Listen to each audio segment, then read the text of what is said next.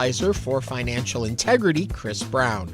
We'll discuss this and more of today's top headlines. I'm Ernie Manouse. And I'm guest host Chau Nguyen. Should Space Shuttle discovery stay with the Smithsonian, or does Houston's role in America's space story make it the shuttle's rightful home? Wall Street Journal reporter Kelly Crow joins us to unpack the debate. Plus, the owner and producer of the Bridal Extravaganza show will join us to tell us all about how next month's event will help future brides plan their special day. And as always, we want to hear from you. Give us a call or text us at 713-440-8870 or email us at talk@hellohouston.org. Hello Houston is made possible in part by founding sponsors John Bradshaw and Kathy Sanders, by Metro, and by gifts from listeners like you. Live from NPR News in Washington, I'm Libby Casey. President Trump and Ukrainian President Volodymyr Zelensky spoke on the sidelines of the G7 summit in Paris today, and Trump says another meeting could happen later. NPR's Joanna Kakissis reports that Zelensky says the U.S. remains a key player in ending Russia's war on Ukraine, which has lasted more than 4 years. G7 leaders did agree to put economic pressure on Russia so the Kremlin moves forward on a peace deal. Zelensky told reporters in a voice message that G7 leaders do not understand Russian President Vladimir Putin's continued aggression. Putin does not want to end the war, Zelensky says, but he must be forced to, primarily through sanctions. Zelensky has said Ukraine has been enacting its own sanctions on Russia by targeting the Kremlin's war machine. For months, the Ukrainian military has used its own long-range strike drones to hit oil depots and refineries. Oil is a pillar of the Russian economy. Joanna Kakissis, NPR News. It's another election day Tuesday, and it brings another set of primary elections that will tell us how American voters are feeling about this moment in politics in their states. That includes a pair of important runoff elections in Georgia. NPR's Stephen Fowler has more. Republican voters will decide their pick to take on incumbent Democrat Jon Ossoff in a high-profile general election. And they'll choose a nominee to replace outgoing Governor Brian Kemp. Over the weekend, President Trump endorsed Congressman Mike Hollins for the Senate race instead of Kemp's preferred candidate, but both Trump and Kemp support the same pick in the governor's race. Also on the ballot today are runoffs in Alabama and open races in Oklahoma and D.C. Stephen Fowler, NPR News, Atlanta. The former head of U.S. Immigration and Customs Enforcement is taking a consulting job with a defense contractor. NPR's Sergio Martinez Beltran reports. Navigators Security and Defense told NPR Todd Lyons is a senior vice president focusing on U.S. defense strategy and international security. The company says it does not engage in lobbying activities and that under federal law, Lyons cannot engage with DHS for a year. Lyons served as ICE's acting director from March 2025 until last month. During his tenure, ICE agents carried out some of the Trump administration's most aggressive immigration enforcement operations in Chicago and Minneapolis. Lyons stepped down after facing intense pressure to meet a 3,000-person daily arrest quota imposed by the White House. Despite the agency's aggressive tactics, the quota was never met. Sergio Martinez Beltran, NPR News, Austin, Texas. British Prime Minister Keir Starmer says the UK will ban children under 16 from using social media apps like Snapchat, TikTok, and YouTube starting early next year. This is NPR News live in Washington. Live from News 88.7 in Houston, I'm Matt Harab. A flash flood warning is now in place for Harris County, southwestern Montgomery County, and northeastern Waller County until 1:30 as storms continue to roll into the area. Radar is showing activity all around the Houston metro area right now, north, south, east, and west. However, the city remains clear of rain at the moment for the most part. Eric Berger is a meteorologist with Space City Weather. He told Houston Matters this morning that the city itself might catch a break compared to what was originally projected for today. I think a good benchmark for today will be yesterday's in Houston, where we mostly saw 1 to 4 inches of rain across the region. This morning, we're seeing showers moving in from the Gulf of Mexico, and I think those will spread inland across most of the Houston area today. Everyone will likely see rain today. Street flooding still a possibility for especially along those feeder roads and low-lying areas. Right now, the heaviest of rain is falling north of the metro area near the Woodlands and Conroe. Now, the National Hurricane Center says the first named tropical storm of the year could form within the next day or so. However, impacts to the Houston area and the coast will likely be less than what was originally projected. There's still a 60% chance that Tropical Storm Arthur forms. However, Space City meteorologist Derek Berger says that the bulk of the heavy rain should stay in the Gulf, away from the coast. I don't want to sound the all clear, but I would say that the concerns we had about 10 inches or more rainfall on Wednesday and Thursday are evaporating, so to speak. And so while it's still possible, I would say those days are going to see probably more scattered activity. A flood watch remains in effect for the Houston area until 7 a.m. on Thursday, and stick with us until then. We'll have the latest here on News 88.7. STAR results for 3rd through 8th graders are out this morning. The annual assessment tests students in Texas public schools on their skill levels in math, reading, language arts, science, and social studies. Here in Houston ISD, math scores were up across all grade levels except 3rd, 7th, and 8th graders boosted their reading scores by more than 6 points. I'm Matt Harrop, News 88.7. Support for NPR comes from NPR stations. Other contributors include Subaru. Subaru and its retailers are partnering with Blood Cancer United this June to give blankets, patient care kits, and messages of hope to patients living with cancer. Learn more at Subaru.com/care.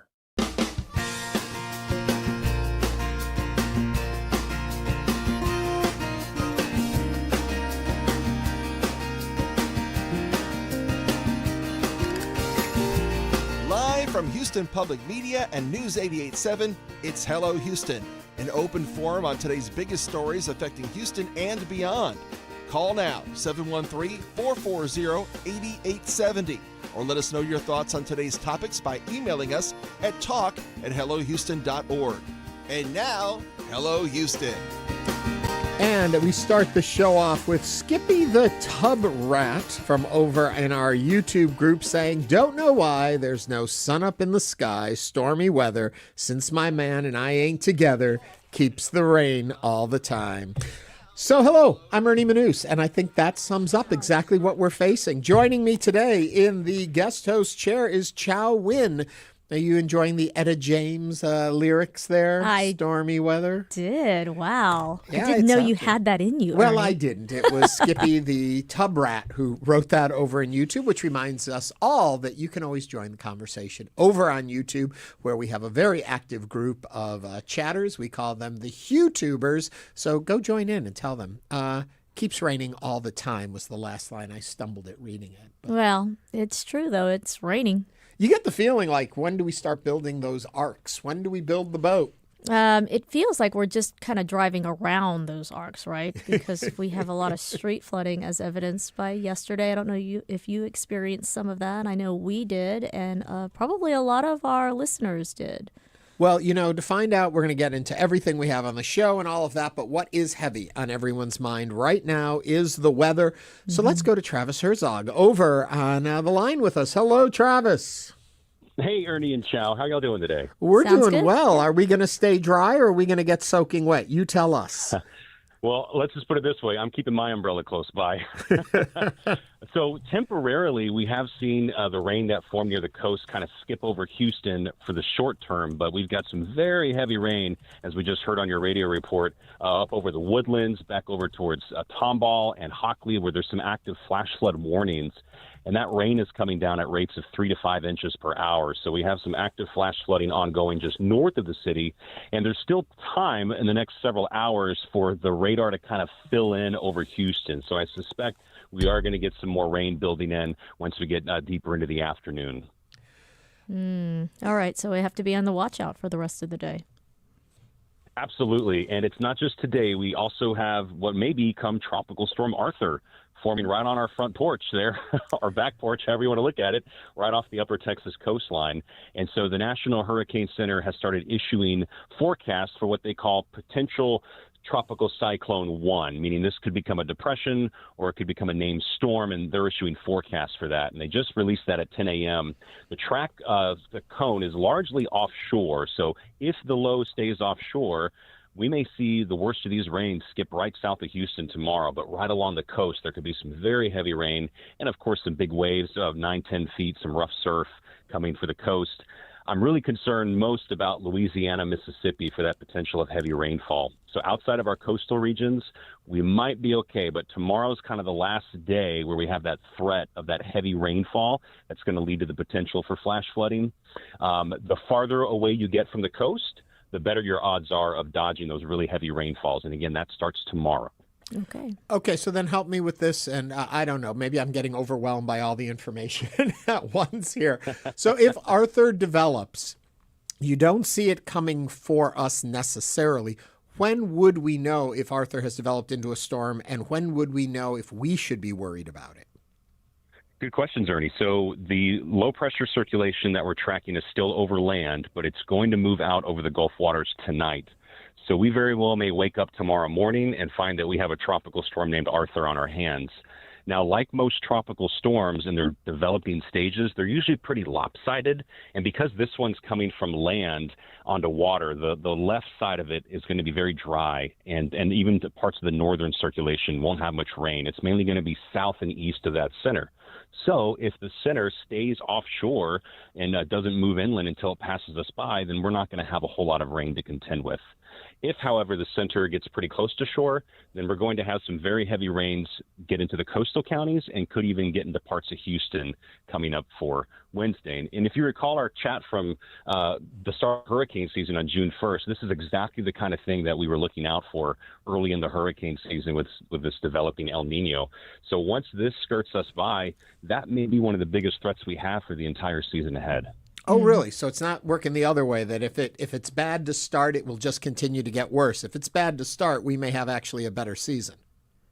Yeah, usually in an El Nino, when the El Nino's coming on, the Western Gulf is open for business early in the season, June, maybe into July. And it's usually a depression or a storm that's the bigger concern. So I'm hopeful that once we get this out of the way, let's fingers crossed, let's pray that we're going to be all right for the rest of the season. But obviously, a lot of season left to go. Okay. Putting prayers aside, let me ask you, from your experience and your knowledge of all of this, your thoughts on Arthur giving us any trouble. I think that it's still too early in the game to let us completely off the hook. I'm cautiously optimistic that the brunt of the rains are going to stay offshore. But if this thing, because it's really difficult when they're first developing to get a firm grasp on the track. If this thing tracks right along the coastline and doesn't go as far offshore as some of the data indicates, then we're going to have some torrential rains coming in on Wednesday. So tomorrow, again, is the day to really stay on guard still. And then once it passes us by late tomorrow night, we should be in better shape by Thursday. So what we're hearing you say is wait and watch and see, and we'll be monitoring the developments, or you will be at your station overnight. Absolutely, yeah. We'll be giving continuous updates on ABC 13. And it's that whole phrase, stay weather aware, because there is always a certain element of unpredictability, especially when it comes to a developing tropical system. When we get a really well-defined, well-formed hurricane, the forecast track is usually locked in pretty solid. It's much easier to predict the path that they will take. Developing systems, sometimes the circulation reform in different spots that you don't expect, and it can throw the entire forecast off. So we'll be watching that very carefully. And when we wake up tomorrow morning, I think we'll have a much clearer idea of how great or not great our impacts will be. We talk about what could be coming tomorrow. When do you see, regardless of what happens, when is it clear of our area? By the weekend, into the beginning of next week? When do you think we're safe? I really think once we get past tomorrow night, we're in the clear. So this should be into Louisiana by daybreak on Thursday. And we'll have drier air coming in on the circulation at that point. Mm-hmm. And there will still be some opportunities for rain this weekend, but it won't be related to what potentially becomes Arthur. It's another weather system coming in from the north. So there could be a few scattered showers and storms on Juneteenth and again on Saturday, and then the chances will decline after that. And then as I let you go, just to remind everyone for this afternoon and their commute home tonight, what are they expecting? I would definitely check the radar before you hit the road and the traffic maps, because even if it's not raining on your part of town when you leave, it may be raining elsewhere and the roads could be a mess. So we are expecting some scattered heavy downpours. And because this is really moisture-rich tropical air. When these showers are popping up, they are dumping some really heavy rains, and that can lead to street flooding. So know your routes. Typical low-lying spots you might want to try to avoid, even if it means you have to take a little detour to get home, because if it is raining, they're probably going to be filled up. The ground just can't take any more. Yeah. Travis, we're not going to keep you from your weather maps any longer. Get back to keeping an eye on all of this for us, and thank you so much for always being there for us when we need you. You're absolutely welcome, and I'm confident that we will get through this storm just like we do all the others. Thank you, Travis. Travis Herzog is the chief meteorologist at ABC 13 and pops in to help us because he's a partner with us here at Houston Public Media. So well informed. And I don't know about you, Ernie. Yesterday, we experienced in my neighborhoods street flooding, and some were pretty severe. Oh, yeah. Yeah. We left after the show. We were told, the weather's going to be bad. If you need to go home early, go home early. And of course, I get right out into the middle of all of it.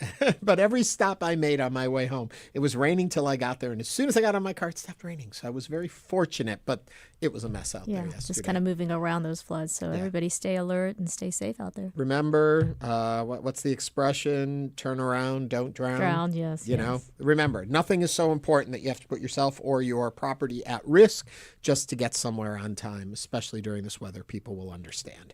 Anyway, that being said, keep an eye on the weather. We'll be keeping you informed as it continues. We've got a very busy show today. Chau is sitting in with me. We're going to be talking about where should the Space Shuttle call home? We've brought this story up a few times. It's time to get a deeper dive and figure out what is the battle that's going on right now between Texas and the Smithsonian. Yeah, home sweet home or back to the Capitol. Speaking of battles, who controls college basketball? I don't know. Is it the NCAA or is it... Or is it the state of Texas? Is it the colleges themselves, the universities? We're going to find all that out when we're going to be talking about that story that's been going on with Brendan Sorsby. It's fascinating about college football. It was football. I said basketball. I'm so still caught up in basketball fever, college football. And we'll be seeing, and there's been a development in that story today. And we'll be hitting that when we get to it. And then Tamarie Cooper, every year, she celebrates the summer with an all-new original musical. This is their 30th year, so they claim. And she's got a greatest hits show coming. We'll be talking about all that. Still to come up in today's show are the headlines. And so I'm going to ask you to start us right off in the headlines with the first story of the day. All right, Ernie, we're going to be talking about the city of Houston and what Houston Comptroller Chris Hollins has to say about this. He is actually launching a formal investigation into reports that a top financial advisor to Mayor John Whitmire has rarely appeared at City Hall while earning a six-figure salary. Records first reported by the Houston Chronicle show advisor Chris Brown swiped into city facilities just over 13 times over nearly 600 workdays while earning a $127,000 salary.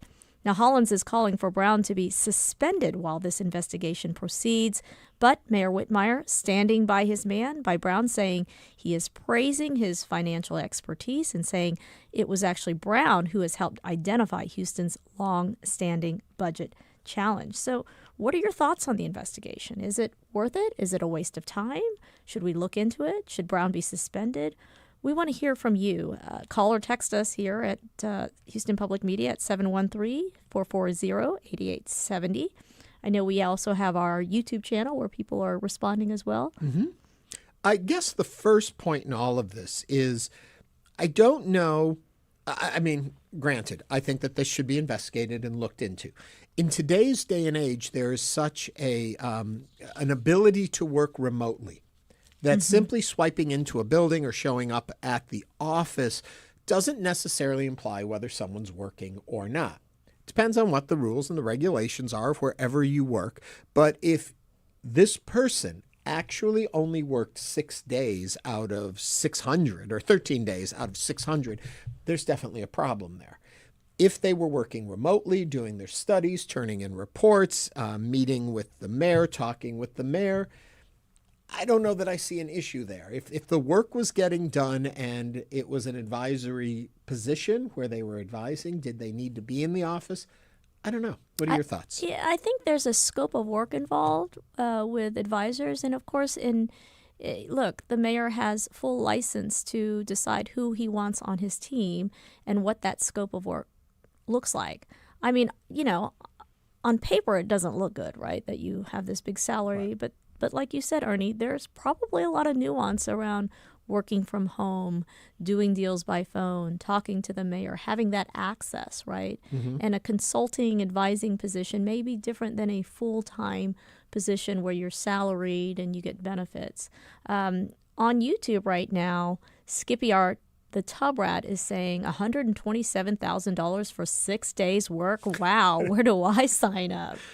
Right. But as we're pointing out, 6 days going into the office, swiping into a facility doesn't necessarily mean only 6 days working. Correct. But then also, Noah Espinosa says, if he's looking at spreadsheets all day, does he really need to pop into the office? Other side of it. I think there's a lot more that needs to be uncovered here. To talk to Chris Hollins' point, yes, there should be an investigation. Let's see. And an investigation does not come with a decision of guilt already. It's to look and see, is there a problem here? So I'm all for looking at it, seeing what it is. Should he be suspended while they do that?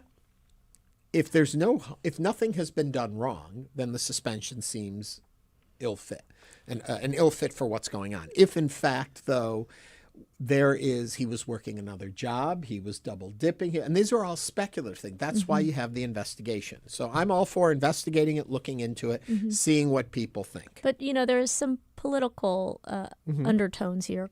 Chris Brown was a former city controller, so held a political position. And is a supporter of Mayor Whitmire. So those are all things to consider. But look, the mayor has called for transparency in his administration. He's done a pretty good job doing that. So I don't see the harm in saying, let's just see what scope of work this entailed and whether it was worth the money. It is a fascinating story, and I'm curious to learn more. But again, don't just assume because you're on. Somebody just jumped into the chat to say, "Hi, Ernie. I'm sorry I joined late. Can you please introduce your guest?" Chau Nguyen is with us today.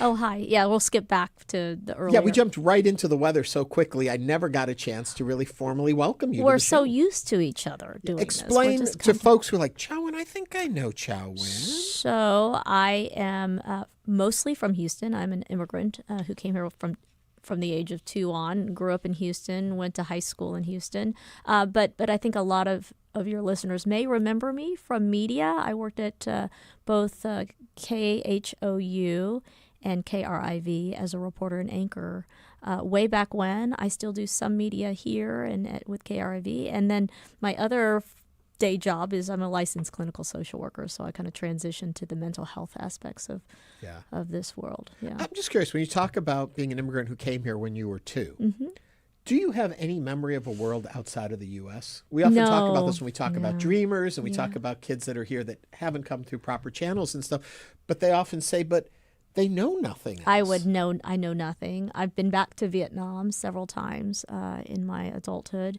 But I don't have any memory from 2. I have early memories of being here in Houston, living in Houston about 3, 4, but all my memories are here in Houston. So, I'd like to say I'm a proud Houstonian. Yeah. One other thing I'll throw in about that. First time I went to Greece and the airplane landed in Athens and I got off the plane. And we were never a very heavily engaged Greek-American family. We were an American family, never really did much of that. But when I stepped off that plane on the ground in Athens, there was a weird feeling of belonging. Like I felt like this is my homeland. I felt that connection. When you went home, did you feel that too? I always feel that. We went to Vietnam back in December, and I always feel like this is a part of who I am. Yeah. And I felt that for a long time. Yeah, it is because you grow up as an immigrant, and you're kind of in dual sort of identities, right? In the home, you might live as a Vietnamese daughter, and then in the real world you just want to be an American kid. So it's nice. But even to have us, that. I mean, my parents weren't from Greece either, but I felt that weird connection. It's a power that we all have within us. Oh, we digressed. We did. We get off topic. Anyway, so we've got a lot more show to do today. But up next, we've talked about this a lot. It's time to hear from the Wall Street Journal about what they think about the ongoing battle between the state of Texas and the Smithsonian to bring a space shuttle, what we'd like to say is back home. That's coming up next on Hello Houston.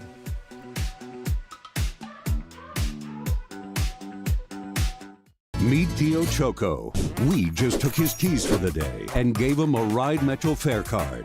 This is his story. Visit ridemetro.org/Choco to find out where is Choco. I find myself just shaking my head saying, I can't believe I find myself here. You can hear their stories on the podcast After the Flood from the Texas Newsroom and PBS's Frontline on June 24th.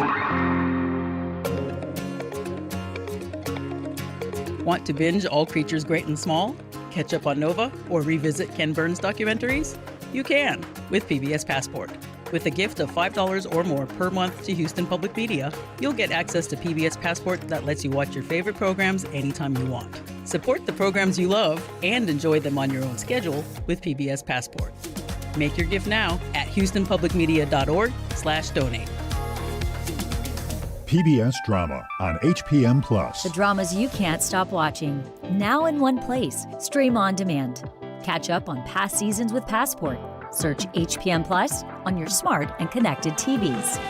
HPM Plus. Support for Houston Public Media comes from United Way of Greater Houston, uniting donors, volunteers, and community partners to help our neighbors struggling to make ends meet land on their feet and stay there. Information at unitedwayhouston.org. Tonight on Houston Public Media TV8, from Shy's socialite to President Nixon's nemesis, witness Katharine Graham's rise as publisher of the Washington Post and inspired generations with her courage and resilience. Tonight at 8 on TV8. Support for Houston Public Media comes from Museum of Fine Arts Houston, presenting Father's Day at Bayou Bend, featuring live music, refreshments, and the gardens and fountains of Bayou Bend. Sunday, June 21st. Details at mfah.org.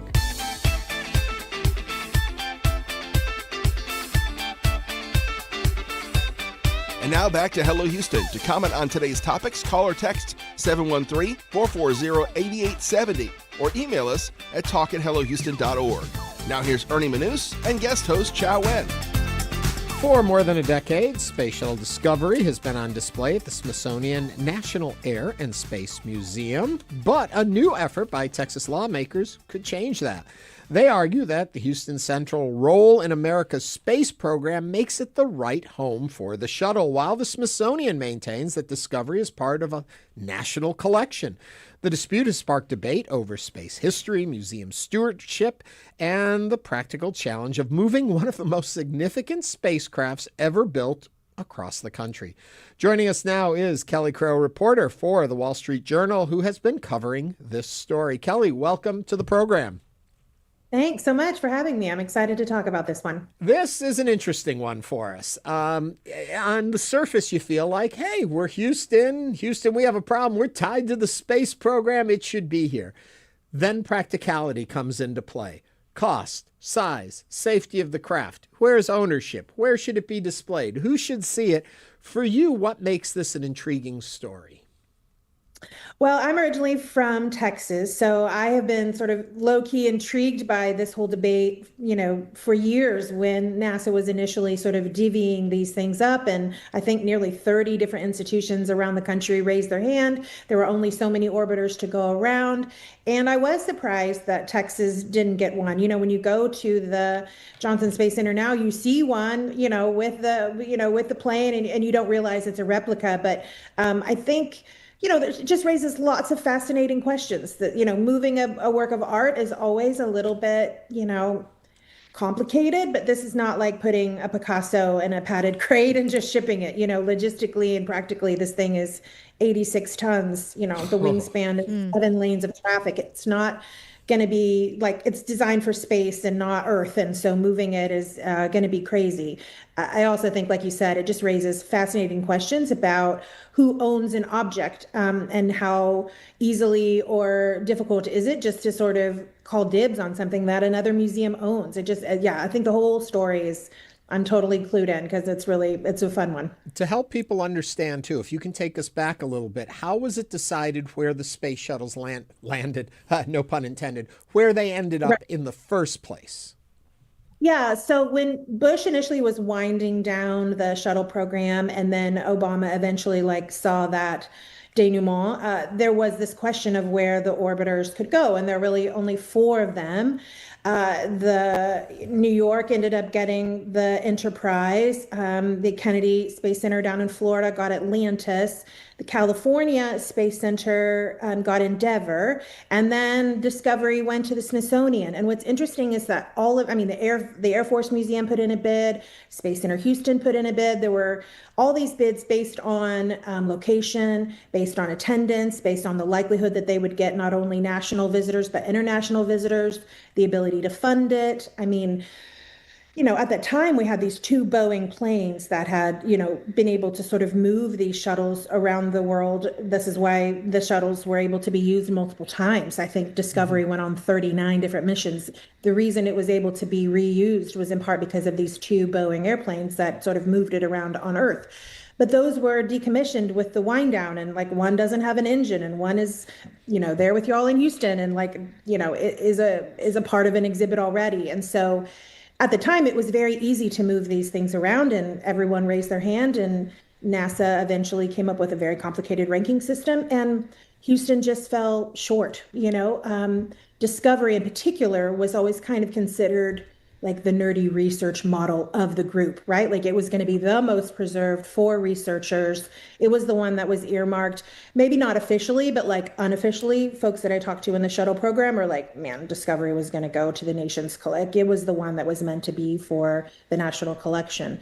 So it went, and that was literally a fight that was about 14 years ago. And we thought it sort of was put to bed, but then, these centers have sort of raised the flag again. Like, we do still, regret being snubbed in the initial divvying. And we think that, there should be a shuttle in the middle of the country, which is also an argument to make because all the other ones are on the coasts. Yeah. And I bring that up to just point out the fact that this debate had happened and a decision was made, and Houston was in the running for it at that point, but that the decisions were made then.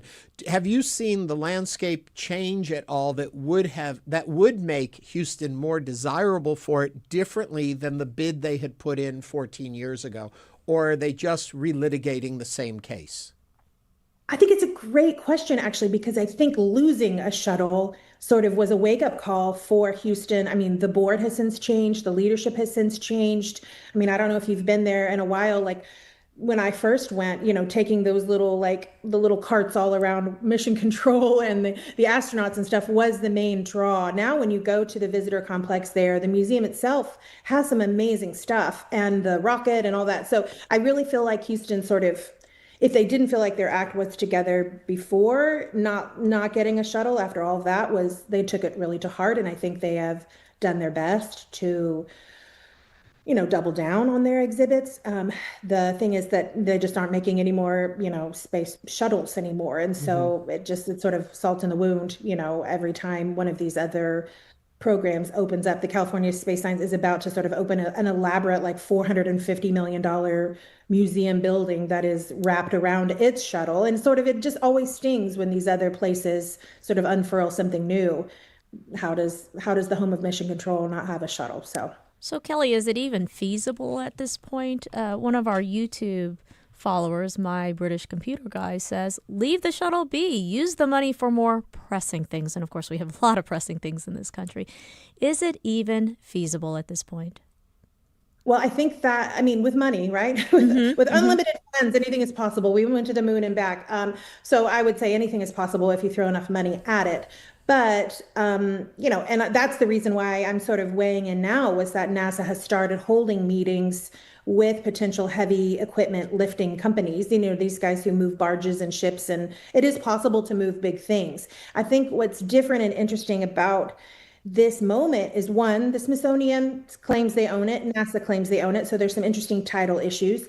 And then 3, it is massive. It's a massive thing that is designed for space and not Earth, right? So it's covered in these 24,000 piece sort of thermal protective tile system, again, with these insulated blankets. Like if you look at the shuttle, the white part, right, is sort of these insulated quilted blankets. And then the black part are these careful tiles that can withstand thousands and thousands of degrees of heat, but they're also really fragile. And every time Discovery went up into space and back, these things sort of bear the scars of those voyages. Some of them are grayed a little bit and etched and scratched, literally just from bearing the brunt of returning to Earth. And so there's an interesting debate in the art world about whether or not you want to preserve something as is, or if you're okay with damaging it in transit because it's a means to an end. But when I talk to guys who handle antique furniture, you don't just put a new leg on a Chippendale table, because, right, that's sort of heresy. So in this case, like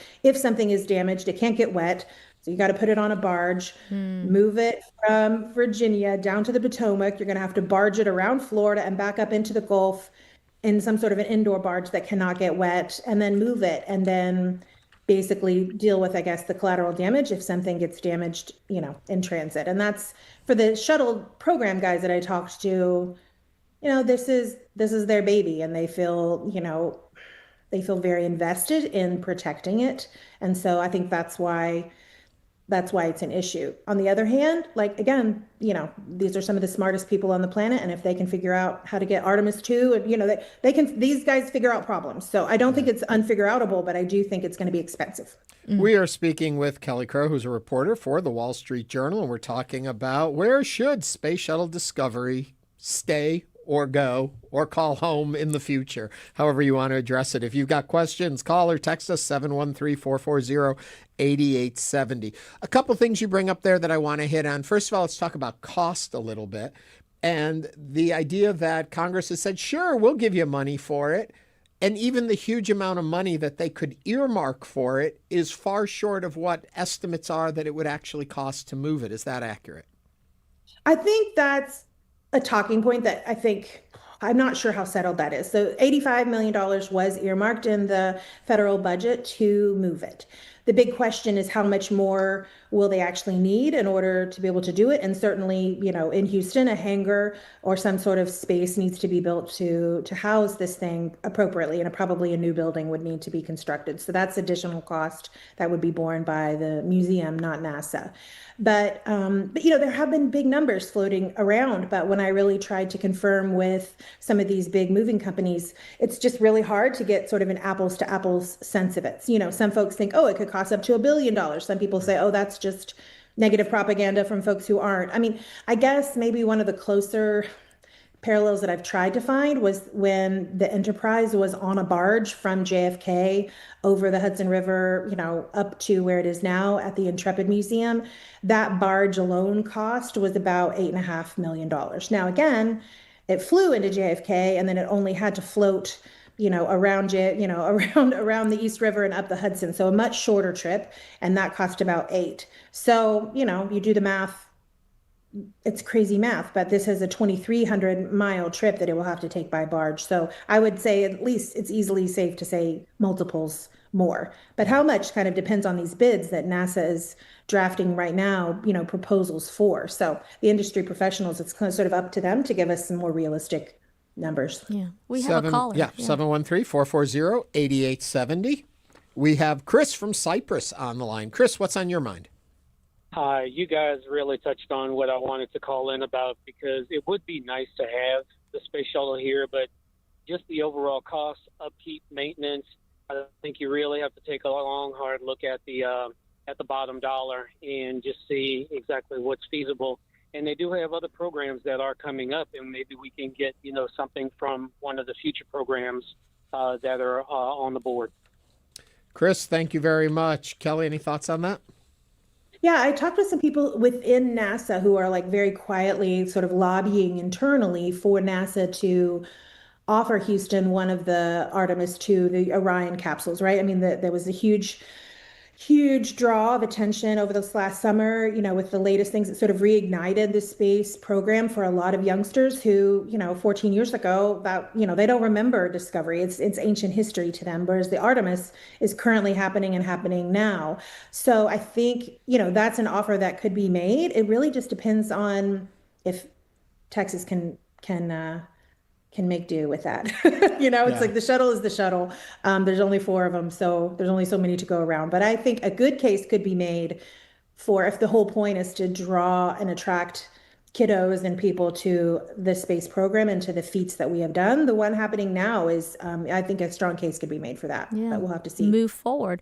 We do have a text coming in from Lupe from South Houston. Here is what Lupe says.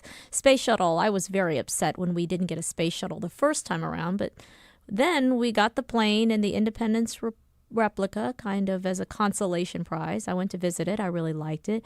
I don't like that we're taking it away from the Smithsonian. We should get the one from New York. New York had nothing to do with the shuttle program. Also, it will damage it too much to move it from Virginia to here. And I have to correct your reading there. It was written in all caps. And you read it way too gentle. It looks like they were very adamant about Not quite a screamer. Kelly, your thoughts on that one? Yeah, people are really passionate about this because they should be. I mean, the Discovery flew more miles in space than any other shuttle. It literally launched the Hubble Space, telescope in there. It was one of really the first moments when we rendezvoused with the Russian Mir space station. I mean, its sort of accolades are pretty endless. And I think people do care and should care sort of where it goes and where it lands. And, for the Smithsonian's part, they're like, we're trying to tell the full story of space. And the Smithsonian, National Air and Space Museum does that. They have the Wright Flyer, they have the Lindbergh plane. They have, they're telling the whole story from then till now. And to sort of just remove the shuttle removes a pretty huge chunk in that chronology that is meant to be the people's collection. I mean, it does cost, at least 20, $30 for a child to get into the program there in Houston, and the Smithsonian is free, right? We pay for it as tax collectors. So I think as a people have to sort of decide where do we want our art. I think we should think of it like that, and where is it best seen and showcased. Ironically, they both have pretty similar attendance levels, so you really can't argue it on attendance, but you can argue it on the grounds of should a museum fork over something they rightfully own just because somebody else, raises their hand and says they want it more. That's also a pretty troubling precedence that I think museum directors who don't handle space goods but do handle the Rembrandts of the world will be keeping an eye on it, because, what happens when, North Carolina, could raise its hand and just say, well, we want the Wright Flyer. There's a little bit of a Pandora's box there of precedents within museum law that will be argued over this case, and that sort of matters to track as well. I definitely want to get into the question of ownership, but first let's grab a call from Ann. She called us at 713-440-8870. Ann from Humble, what's on your mind? What's on my mind is this ego. The first time I heard about this movement was one of the politicians, and I care more about the preservation of the shuttle, and it really does belong where it is, and it needs to be handled by people that know how to take care of it properly. And it's just, we need to care about what we're doing.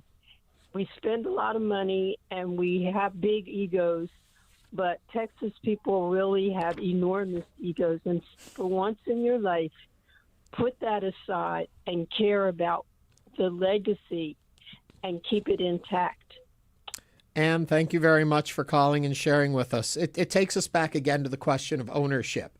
And we started the show talking about visiting our homelands. I've been to Greece, and whenever I go to the Parthenon, you cannot not know the story of the Elgin marbles, and that part of the Parthenon is in London in a museum, and that's been an ongoing struggle and battle about who actually owns antiquities.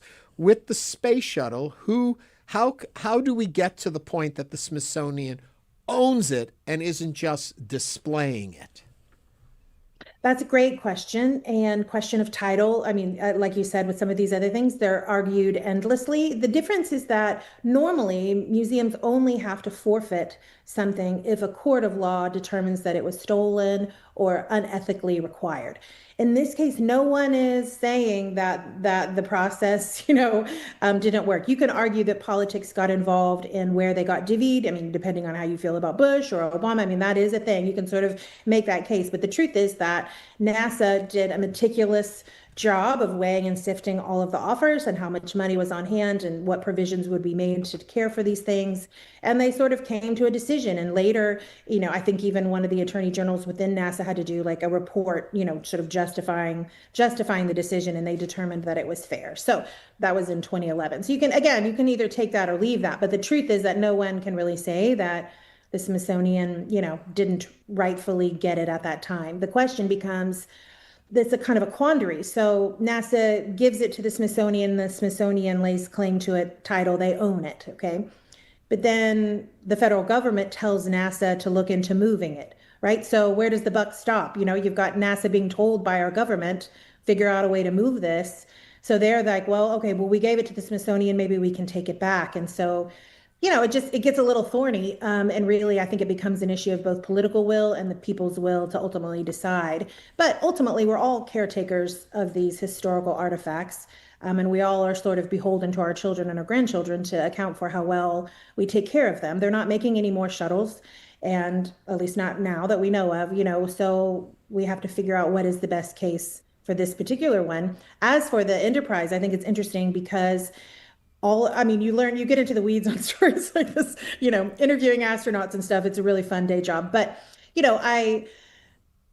they're like, well, most of the shuttles were built on Long Island. They were built in New York. So the actual construction of some of these things were done in New York. And so everyone can kind of make a case for why they deserve one. But that was New York's. And the other ones are really sort of quasi-privately owned or entirely owned by private entities. And so that's going to bring up other property rights issues. You can't just go to another company and say, I want the jewel of your collection. You're inviting a lawsuit there too. So the Smithsonian is, not a government agency. It is also sort of owned by the people, but more heavily funded by Congress. And therefore, I think a little bit more vulnerable to those maneuverings, political maneuverings. Well, our listeners have a lot to say about this story. Wine Goddess Texas says she was disappointed 14 years ago over the shuttle, but now if it's going to be damaged in a move, I say we leave it alone and use money for other things. Kelly, thank you very much for joining us, and I'm sure you're going to stay on this story. If there's any big moves or changes, please come back and share them with us as we follow this saga through. Thank you, Kelly. You're Thanks, welcome. Kelly. Welcome. We'll do. Kelly Crow is a reporter for the Wall Street Journal who's been covering the story and the path the Space Shuttle Discovery takes on Earth. We're going to take a break. When we come back, is it time to talk Bridal extravaganza? Yeah, brides. The Bridal extravaganza is back in Houston. We'll be back.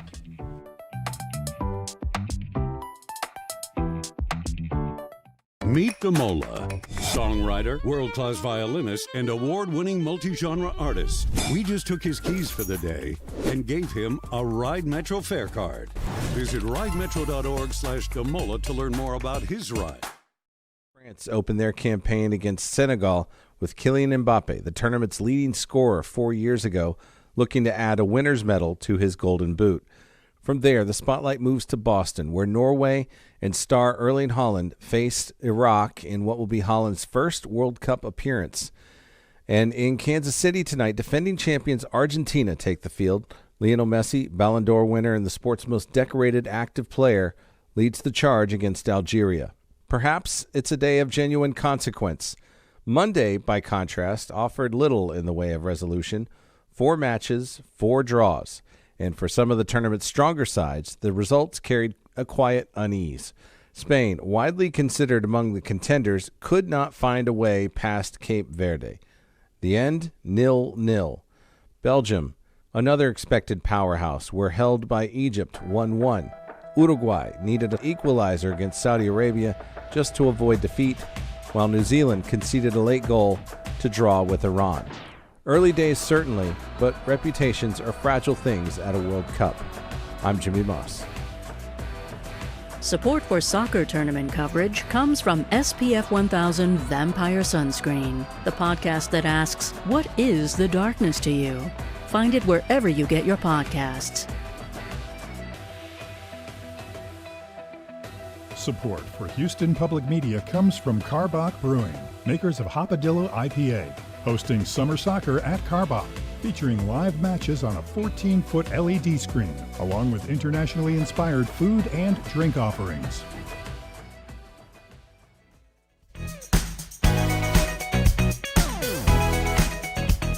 And now back to Hello Houston. To comment on today's topics, call or text 713-440-8870 or email us at talk@hellohouston.org. Now here's Ernie Manouse and guest host Chau Nguyen. Welcome back. Next month, the Bridal Extravaganza Show, one of the largest bridal expos in the country, is going to return to Houston's George R. Brown Convention Center for an entire weekend. So more than 40 years, this event has helped future brides, their friends, and every other wedding decision maker plan for their special day. They provide them with the opportunity to sample cake, observe fashion shows, connect with hundreds of area wedding vendors, and so much more.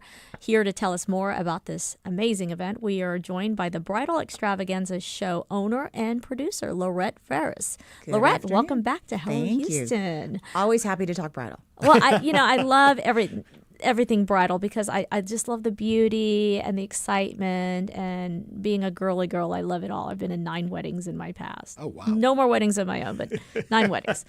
Lorette, tell us all about the Bridal Extravaganza and what people can expect this year. So I love the show so much. It is almost like Christmas, but in July and in January. We really bring everything to life. So you can look online, you can look at social media, but then this is so important. Like, your photographer is going to follow you around for 9 hours. That is not someone you just want to interact with on social media. You want to see their personality. You want to just make sure that you jive. And I feel like that's what we offer. And we offer it in every category. So whether it is the venue or the caterer or the dress or the hair and makeup, all of it. So I do tell girls, you can plan your whole wedding in one weekend. That's probably if you do some research ahead of time, and you really get prepared. And I bet there's some brides out there who would love to call or text us and ask Lorette questions at 713-440-8870. For me, it almost is, it's beyond just an experience to find what's available in the marketplace, as much as it is an experience to be celebrating your upcoming nuptials. And they get dressed up. Yeah, and you come with your friends, and you get to really celebrate what's coming. And I think that alone makes it exciting. And you may have made choices already. But wait, what's that? Oh, I hadn't thought of this. If you're doing it all online, you miss that happenstance of experience of all of the best is around you, and it makes it easier to dream a little more. And I'll give you an example. I have a new vendor who he sells a mini putt-putt set, and he said, literally, nobody is going to Google mini putt-putt set for my ranch wedding. Because, but when they see it, they want it. And I hear that a lot from the girls. I had no idea about that. I had no idea, because you don't know what you don't know. Most, 99% of the time, it is the first time they've planned an event like this. Yeah. And so they're also just getting educated. What does it mean to order a caterer? What does it mean to book either a privately held venue or a downtown hotel? There's a lot that goes into it. And so, we're a big part of their education, but in such a positive, fun way. Yes, they come and they have a blast. So I'm a bride or groom to be, and I go to the extravaganza, and George R. Brown is huge and overwhelming. Where do these brides to be and grooms even begin? Yes. So I always say, if you possibly can, start with your wedding date. If you show up and you already know that, then you can really move forward, because a lot of these independently owned vendors that you might hire, such as the cake person or the photographer, they don't know if they're available on your date if you don't know your date. So if that's at all possible, but we have tons of venues that are there too, so they're waiting to help you find a date. Yeah. So. And I would almost assume you don't even have to have a wedding planned or beginning a wedding plan. You're thinking of your future wedding, and you're already gathering ideas, and this is a great place to go, because there's activity, there's fun, and you can dream. And also this year, it's not every year, but this year there is actually going to be a gown sale. So that means bring your mom with you. Be sure you bring whoever is important to you, because there will be designer gowns, hugely discounted, only at the show. So that's exciting. That doesn't always happen, because that, depends on the vendors and availability and inventory. But this year we are having one. So we're super excited. Okay. So how many women buy a wedding dress without a wedding planned? Does that still happen? No. Okay. I guess I can't say I actually know or don't know. I thought you were going to say how many come without a date. No, that's probably a lot. Buy a dress. Now, Ernie. Because you hear the stories of that's a great deal. I know one day I'm going to get married and that's the dress I love. I'm going to buy it now and put it in the closet and wait for the wedding. Maybe. Doesn't happen? I'm going to go 5% or less. No. Okay, Lorette, you've been in this business a very long time. And this bridal extravaganza is now in its 4th decade. What has changed from then to now with what we know in advances in technology and online shopping and et cetera, et cetera? What's changed? So I'm going to say even in a broader sense than that, what has changed is it used to be your mom's wedding and she told you what you were going to do and you did it. I have noticed that change greatly, and the grooms are there with them, and it's more of a collaboration. And that really started with the millennials. The millennials kind of came in and there wasn't just this huge amount of money waiting for my wedding, right? And so people started getting creative. I would say that's on the big thing. On the technology, you can really dive deep. So think about this, a photo booth is super fun, and those weren't always around, right? I love watching the evolution of the technology. Today, you just don't take your picture, you press a button and they make you all AI, right? And you're oh, please make me. And I have to say, when I see myself in AI, I'm that's what I see in the mirror, in my brain, right? I love, so the photo booths are getting super creative with the tech. And I'll say that's probably the leading category that I see changing so quickly. It's every time I turn around, now, we're dancing in the photo booth, even though we weren't dancing, right? So that's super fun. Yeah. What about the idea of traditional weddings? Is it still the main draw is the traditional, the white dress, the full dress, the whole traditional look of wedding? Or as we have become more individualized and want to make our own impact in our moments, are you seeing a shift away from that? I'm not seeing that shift. I'm going to tell you 99% of the girls are still in a white dress. They really are.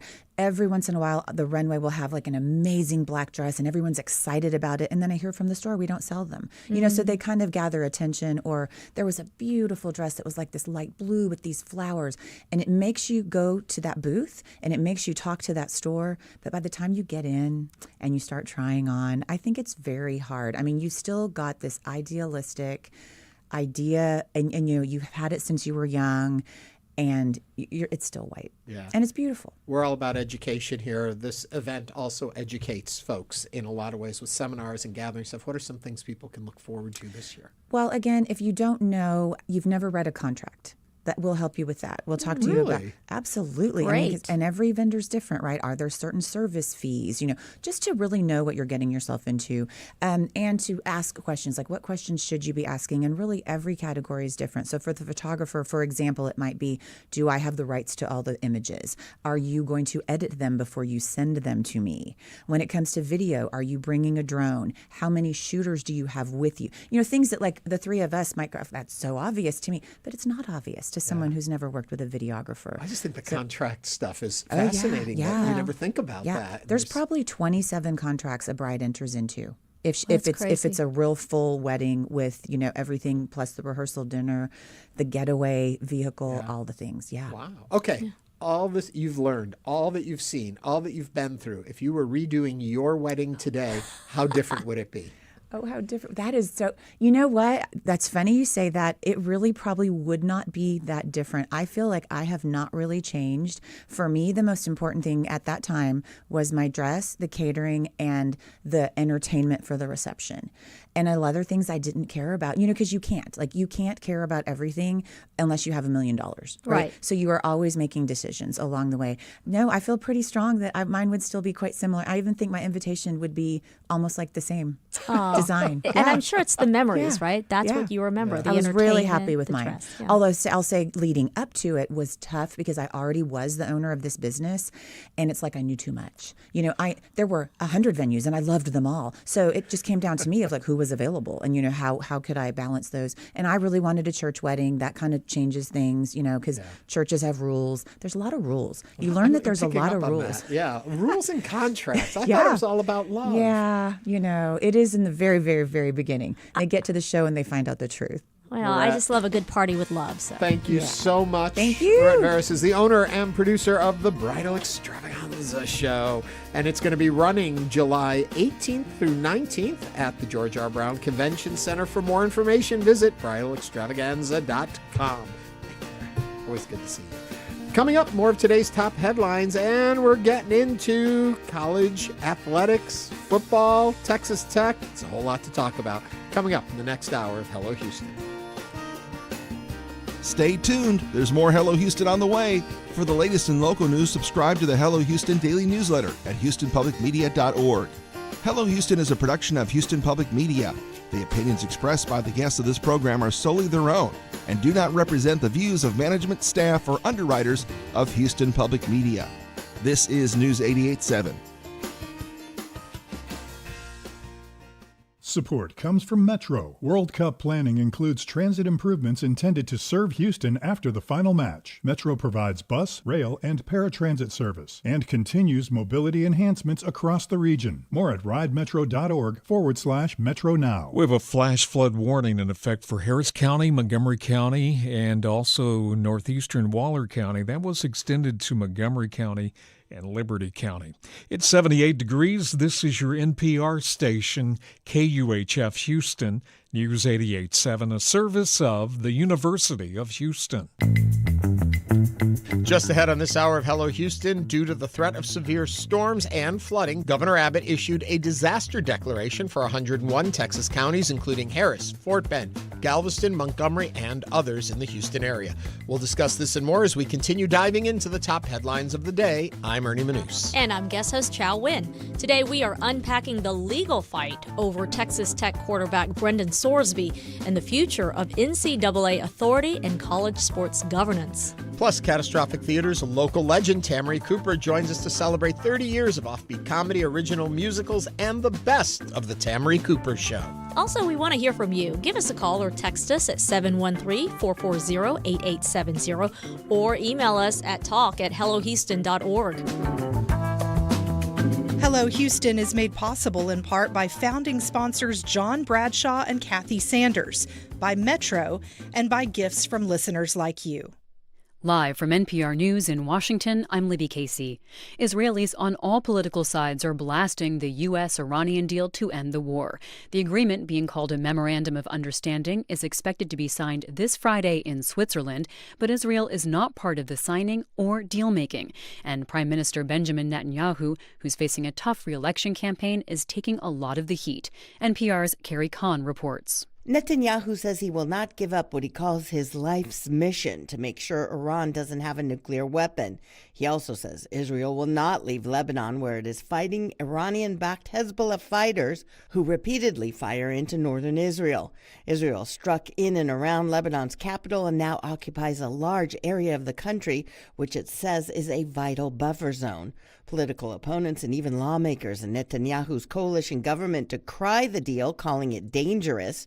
Iran's foreign minister reiterated Tuesday that the deal to end the war requires Israel's withdrawal from Lebanon and that its continued presence violates the Memorandum of Understanding. Carrie Kahn, NPR News, Tel Aviv. FBI Director Kash Patel says multiple people are in custody. That's after law enforcement identified a potential threat to the UFC event at the White House last weekend. NPR's Carrie Johnson reports the investigation is ongoing. Kash Patel announced the possible threat in his social media post Tuesday morning, days after thousands of people massed in Washington, D.C. for the event to celebrate President Trump's birthday. The FBI director says the Bureau and law enforcement partners, quote, stopped cold a possible attack by people from outside the area. Fox News, which first reported the incident, says 5 people are under arrest. Fox says the alleged plan involved using explosive-laden drones to strike buildings in downtown D.C. and then target spectators as they fled. Carrie Johnson, NPR News, Washington. The slump in the housing market continues. NPR's Scott Horsley reports on the latest home construction numbers from the Commerce Department. Home builders broke ground on almost 16% fewer homes in May than they did the month before. Most of that slowdown was in apartment construction. The drop in single-family starts was less than 2%. Building permits, which are seen as a guide to future construction, were down less than 1%. A survey by the National Association of Home Builders shows builders' confidence remains weak. Rising mortgage rates are not helping with the housing slump. Scott Horsley, NPR News, Washington. The national average for a gallon of gasoline is $4.04, according to AAA. That's down 2 cents from yesterday. Crude oil prices have fallen for the past 2 days since President Trump announced that preliminary agreement to end the Iran war. But economists say even after the fighting ends, it will likely take a while for consumer prices to recede, and that includes things like fertilizer, food, and even shoes. This is NPR News. Live from News 88.7 in Houston, I'm Gail DeLauder. The National Hurricane Center says we could see the first named tropical storm of the year in the next couple of days. But forecasters say impacts to the Houston area could be less than projected. Tropical storm Arthur has a 60% chance of forming in the Gulf. But Space City Weather's Eric Berger says most of the heavy rain should stay away from the coast. I don't want to sound the all clear, but I would say that the concerns we had about 10 inches or more rainfall on Wednesday and Thursday are evaporating, so to speak. And so while it's still possible, I would say those days are going to see probably more scattered activity. Houston remains under a flood watch until early Thursday, and also there is currently a flash flood warning in effect. The state has released STAR test results for 3rd through 8th graders. Statewide results show gains in math, while results for reading were mixed. In HISD, math scores were up across all grade levels except for 3rd grade. A group of community organizers in North Texas says it doesn't want fear of immigration officials to keep people from gathering for World Cup events. KERA's Priscilla Rice reports. As part of the National No Ice in the Cup initiative, a group in North Texas is hosting watch parties and community events free of ice activity. Eva Arreguin is one of the organizers. The World Cup deserves to be a safe space for families and people to unite and celebrate the sport of the people, soccer, football. The first watch party is this Thursday at Gustos in Fort Worth. Arreguin and others will share preparedness kits that have information such as free legal resources in case someone is arrested by immigration officials. A second event is being planned in July in Oak Cliff. I'm Priscilla Rice in Dallas. The Astros continue their series against the Tigers at Dyken Park tonight. First pitch is just after 7. 80% chance of rain this afternoon, high near 81 degrees. I'm Gail DeLauder, News 88.7. Support for NPR comes from NPR stations. Other contributors include Fisher Investments. Fisher's dedicated team of specialists provide resources on investing, retirement income, estate planning, and more. Learn more at FisherInvestments.com. Investing in securities involves the risk of loss.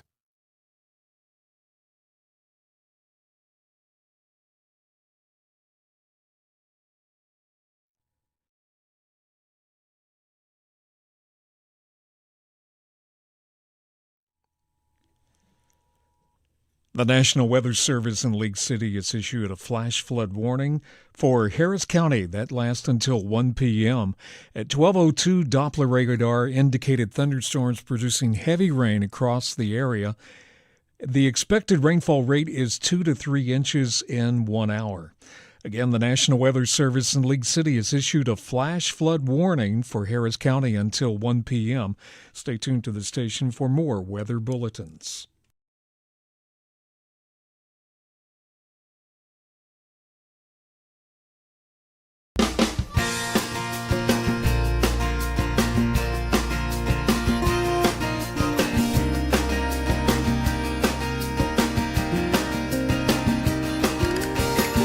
Live from Houston Public Media and News 88.7, it's Hello Houston, an open forum on today's biggest stories affecting Houston and beyond.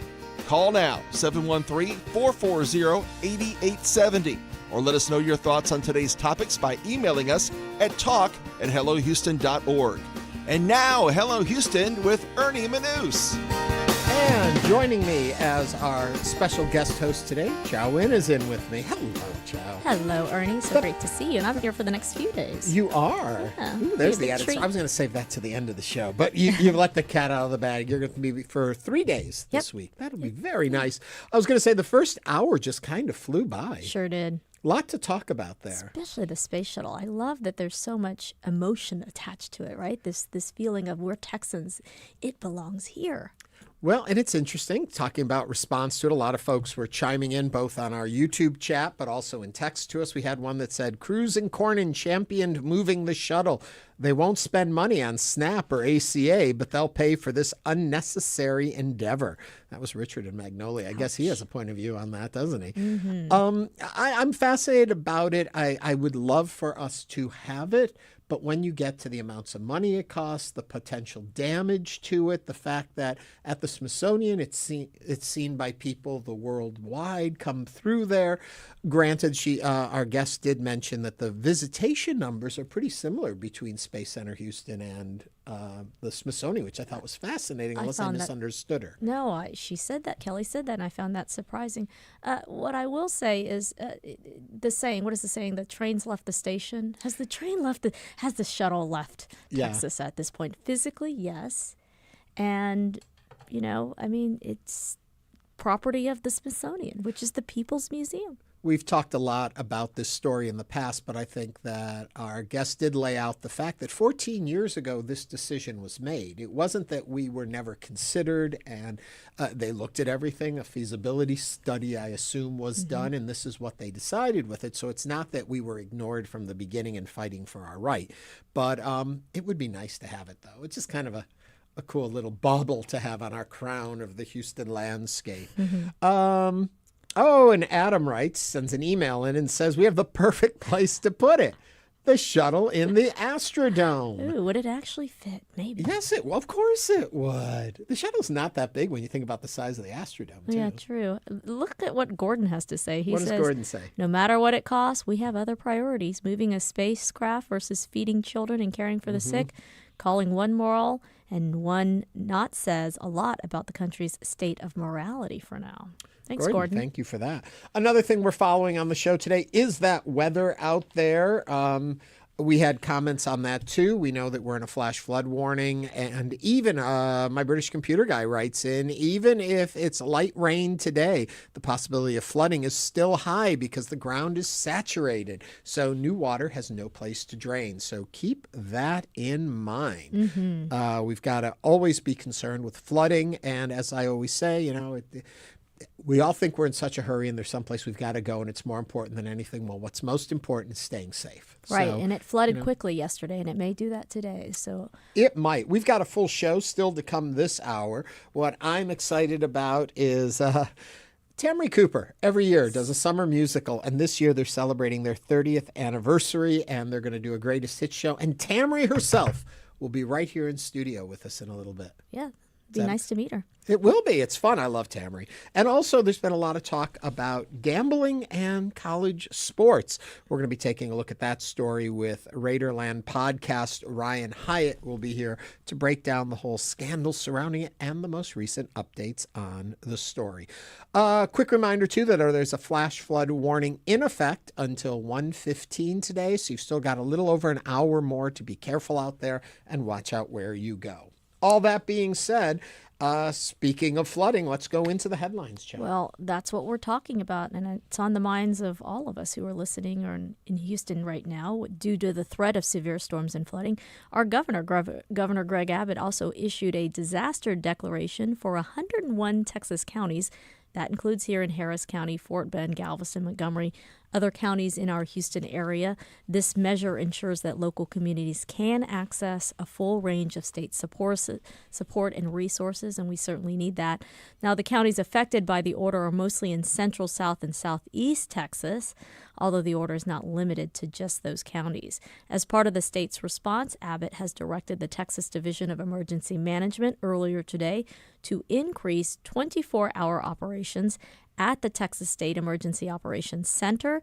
This follows his previous instruction to the agency last week to activate resources in anticipation of flooding. And of course, we all know about flooding. We're very familiar with it. So we have to navigate the bad weather. We want to hear from you. How are you navigating? How did you navigate it yesterday?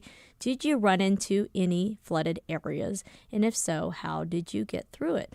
Call us, text us at 713-440-8870. You know, I work as a private practice psychotherapist, and I have a small office. And just in front of our office, the flood was inches thick, whereas right across the street it wasn't. So when there are flash floods, you don't know what parts of the streets are deeper in the floods than others. So it's very dangerous. You have to be very careful. All too well in this area, we're reminded of how unpredictable the weather can be and the damage it can cause. Just over a year ago, we saw, or just under a year ago, I should say, we saw the devastation of a flash flood and what it can do. And so stay safe, be aware, be alert. Keep your phones on. So many of us like to mute our phones at night and kill everything off on that. It's probably a good thing to keep a tone or something that will go off and alert you if there is an emergency weather alert, because we got to stay in the know. It can be very dangerous out there. My British computer guy is filling in as our weatherman this hour. He sends us a message that says, raining cats and dogs right now out toward Katy. So thank you for that, my British computer guy. Always appreciate it when the listeners can help us understand the world around us in their own communities and share it back with us. If you've got any comments, thoughts on the flooding, if you've experienced it, or if you have a little bit of information you want to give us, maybe you're watching some flooding happening right now in your area, give us a call. It's 713-440-8870. Moving outside of our area, but to a very interesting story that is continuing to develop. A New York judge is preparing for a key pre-trial hearing this week in the murder case against Luigi Mangione, the man accused of killing health insurance executive Brian Thompson in Manhattan in 2024. Mangione has pled not guilty, but the case continues to attract widespread public attention and online support. His legal defense fund has raised, get a load of this, more than $1.5 million from tens of thousands of donors. And legal experts say that popularity could complicate jury selection. If convicted on the most serious charges, Mangione could face life in prison without parole. What are your thoughts on this case and about the internet celebrity or the pop culture celebrity of Mangione, and to almost glorify his crimes by making him in some way a vigilante superhero, it almost feels like. What are your thoughts? What do we miss in this? Give us a call, 713-440-8870. It bothers me. I understand that there's tension in the community at large, and that when people feel put upon or taken advantage of, as a lot of people feel insurance companies do, that there builds an outrage within the community. In this case, and I heard you talking about it today in the office earlier, there was a murder committed, or at least a man was killed by someone. We assume it was Mangione at this point. He was a father, and he was murdered. It's not just you got mad at a company and so you didn't support them. Listen, there are other ways to protest, to take a stand, to advocate, to, create a movement that calls against injustices in the healthcare system, what have you. But this is violence, and I don't think that that's what our country is about. We don't enact acts of violence to make a statement. It is fascinating. I have talked to people who have said, hey, he became sort of the poster child for this very issue. It had to happen. And now you're seeing this cult following and this cult following of Mangione, probably in part, like you said, he's a good-looking kid, and he comes from sort of upper middle class status. He went to private school, went to good schools, and now he's got this big fund and people trying to get him out of jail because he became the poster child for these issues. But at the end of the day, we have a justice system. If somebody's killed, he has to go through the justice system. Yeah, I have issue with the whole thing that it's attached to the way he looks in a lot of ways. I mean, it's fine, wrong choice of words there, but I can understand people getting behind a cause and an idea that he becomes a modern day vigilante. But it isn't that necessarily, I don't think, in this case. I think that plays a big part of it. But because he looks the way he does, and they think so many, he's good looking, he's hot, somehow that forgives him of the crime before him. Well, I think about the Menendez case. Remember the brothers? Yeah. They're both married. They married in prison. They received dozens, thousands of letters from women. They were good-looking boys. There's a fascination about sort of that sociopathology and the man behind it. And I take this case, and it's kind of akin to that. I'm sure there's going to be movies made and documentaries made. Oh, yeah, I've already seen them talking about who they're casting, or who they would cast to play Luigi and in the movie version. And when you mention the Menendezes, I go back to the Netflix series that Ryan Murphy put out. And it was like, but once again, they were creating these hunks, these poster boys, these to be these kids who did unspeakable things. And it's almost as though if they're good look, and you can talk about this from your work outside of media, is that when somebody is attractive, we forgive things that you wouldn't to somebody less attractive. And it's a very odd mindset that attractiveness brings certain benefits and rewards that you can have. It's a bias, right? Yeah. It's a bias towards the attraction. You know, I just recently went to Crime Con, of all things. A friend of mine's in that world. She's the national director for the National Center of Missing and Exploited Children. But Ernie, it's such a subculture of people who are fascinated by true crime and murders and solving mysteries. That's a whole wave of Americans that I didn't really know existed till I went. And if you can give them a matinee idol to star in these obsessive storylines, but you know, what do you think? 713-440-8870. I'd love to hear your take on this case. We've only touched on it a little bit on this show over the year, and I'd love to hear what people think about it and what your thoughts are on Luigi and what he did and how his looks are going to play into how justice is served. At the end of the day, do you think it will matter? Do you think they're already talking about how hard it is to seat a jury because he's become this little modern-day Robin Hood in some way. Jen in Clear Lake writes, I used to see the man that was killed, and she is talking about Brian Thompson, in meetings sometimes. He seemed like a nice, slightly geeky person. It's really sad that people are celebrating his death. Yeah. Yeah, good point on that. I don't know. It's... I guess over time, too, it's not just us. It's an entire culture that is built on the desire for beauty, the look at beauty, the exulting if you are a good-looking person that you get away with. But there are studies in schools. Better-looking children get treated ahead differently by their teachers. And then add to this is a crime. So it makes it titillating, fascinating, curious, intriguing, what goes on behind the mind of a killer. This is a culture that many Americans grab towards. That's why the onset of true crime networks, investigation, discovery have gotten so big over the decades. Yeah. We had a text that came out. I mean, yeah, like dismissive. Yes, I hear what you're saying. Yes. I wanted to move on to a text that we got that said, it's so interesting. The justice system uses violence in the form of the death penalty. The federal government uses violence as a manner of protest. Let's be clear. We are a violent society. Very, very disturbing. 713-440-8870. We've brought up a lot there for you to digest. What do you think? Let's go to Danielle from the Montrose. Danielle, what's on your mind? Daniela, maybe? Hello? I don't. Hello? Oh, there you are. Hello there. Oh, didn't know you guys were going to listen. But I was just, I'm African American, and I just wanted to point out that there is kind of a double standard. So that whole thing about your attractiveness, and how it weighs in court cases, unfortunately, in the African American community, we don't get that same, even though it's not right on any stand, from any standpoint. If you look just like at the recent young man, the Carmelo Anthony case, he got 35 years. He's a very, very attractive young man. He got 35 years for the same crime that a Caucasian kid, they have on the record, 6 months probation, 1 year in jail for the same type, right? He should get a punishment, but I'm just saying that doesn't kind of translate across cultures. Danielle is correct. Yeah, you bring up a very good point there.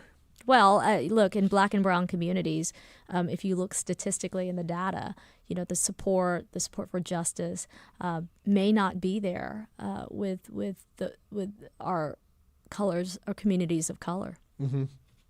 Daniela, thank you very much for calling and sharing with us. There are flaws, serious flaws in our justice system. And I think it's just being highlighted right now with this case. And it's disturbing that in some ways committing the same crime, it's not all equal. And that because he looks the way he does and is being perceived the way he is and the attention he is getting could result in a different sentencing, even though the crime is just as heinous. Yeah. 713-440-8870, Jim from West Houston. Jim, talk to me. Yes, I would like to make a comment about what was said, that we are a country of flaws and justice.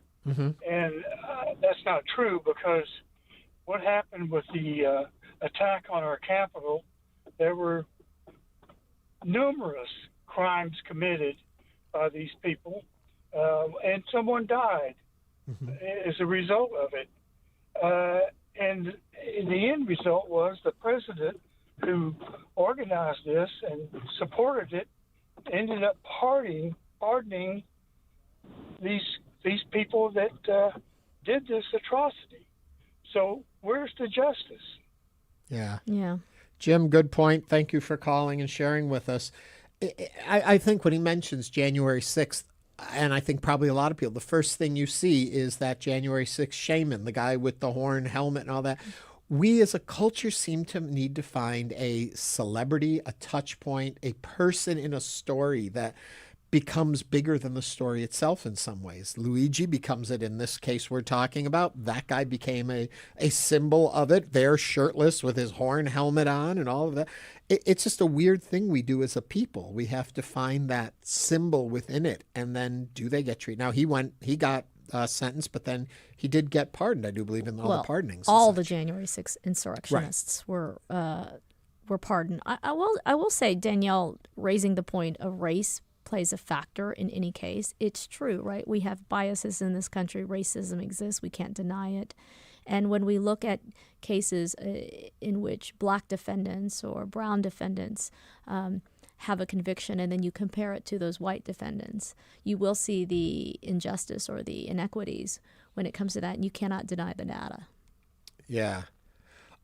Really quickly, I'm going to grab one more call. Aga is on the line. What's on your mind? Yeah, hey guys, love the show. Fantastic. Ernie, you're doing a great job. Thank you. No, seriously, I listen to you every day during weekdays on my lunch break. Fantastic. Listen, I want to make a comment about Luigi Mangione guy. I know you guys were talking about, I heard a discussion about his looks, how people sympathize with him because of his looks, and he has a lot of GoFundMe contributions. I will agree with that, but I will also include another factor here. So this guy, Mr. Thompson, got killed, and we have violence has no place in our society. I totally agree with that. That's not the way to solve the disputes. But I feel as a practicing physician that there is a lot of resentment also towards insurance industry and United Healthcare. And as a physician who's been practicing for over 20 years, I can tell you that United Healthcare has become more and more difficult to deal with, covering services, medication, surgeries, hospitalization, and very high denial rate. So I feel like sympathy for Luigi Mangione has more of a issue with the insurance coverage and resentment people have towards insurance industry, maybe towards specifically United, more than sympathy just for his looks, which also has but we also need to factor that in as well. The resentment people have, average patients towards insurance companies, when you pay like thousands of dollars in premiums every month, and you go to your doctor and medicines are not covered, services are not covered, they're being bounced towards your deductible. That creates a lot of resentment. Again, that's not a justification for violence, but that plays a big factor in this case too. Yes, Aga, thank you for calling and sharing that. We kind of started our conversation on that, is that, yes, because there is anger about the insurance companies, but I can't help but think if it was a a non-attractive gentleman in the exact same situation. Also, the focus probably would have been more on the fact of the insurance companies and what happened there. But as a pop culture covering the story, they shifted the whole conversation to this good-looking guy who becomes like a celebrity for doing this instead of the issue at hand. Because we're Americans and we're a true crime culture. That's why. That's why. Yeah, the bigger issue should be what August said, but it's been overshadowed by all that. But at the end of the day, the way that it was handled and to murder a man for this cause is probably not the right way to go about it. We could all agree on that. Yeah. Okay, we're going to take a quick break. Thank you for sharing and your thoughts and comments on this. We'll return to this, and we're always interested in what you have to say. Continue to share them with us at 713-440-8870. When we come back, it's time to find out about gambling scandal surrounding a former Texas Tech quarterback as Hello Houston continues.